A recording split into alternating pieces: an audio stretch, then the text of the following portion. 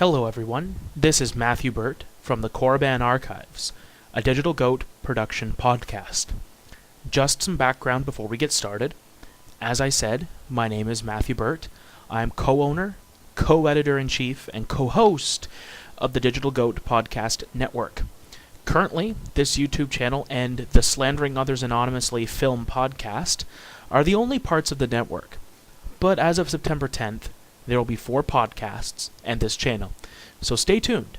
That said, the purpose of these videos is to prepare you for the history of the Star Wars universe, for the upcoming game Star Wars The Old Republic, the next generation MMO by BioWare Entertainment and produced by EA Games.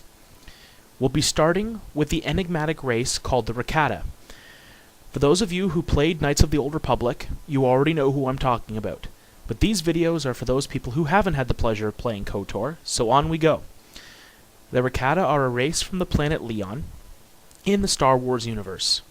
Roughly 25,000 years before the Battle of Yavin, they were at the peak of their power and had an empire, known as the Infinite Empire, that spanned some 500 worlds and enslaved many of the well-known species of the Star Wars galaxy.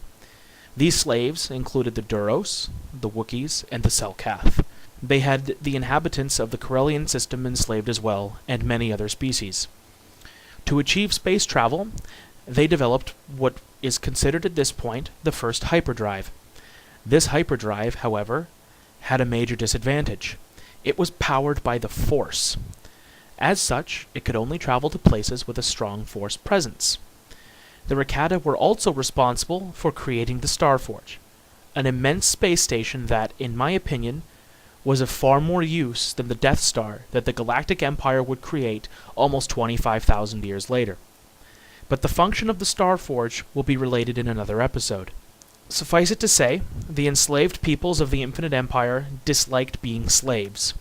They eventually rose up and introduced a plague to the Rakata. This plague slowly began killing them off. Then the virus mutated.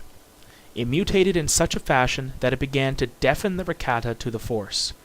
They were predominantly dark side users. It had on the Rakata much the same effect that the Jedi would feel in the last days of the Republic. This loss of connection to the Force caused the Rakata to lose the ability to control their technology, and even lose access to some of their holiest places. This would not be rectified till Darth Revan discovered the planet around 4000 BBY. By the end of the Jedi Civil War in 3956 BBY, the gene pool of the Rakata was so decimated that they died out very quickly, save for some outlying colonies in the unknown regions. By the time Darth Bane arrived on the planet around 1000 BBY, they were gone, and all that was left of their once mighty empire were the temple ruins. Next time on the Korriban Archives Star Wars The Old Republic history, we examine the lightsaber, the weapon of the Jedi, and the tool of the Sith.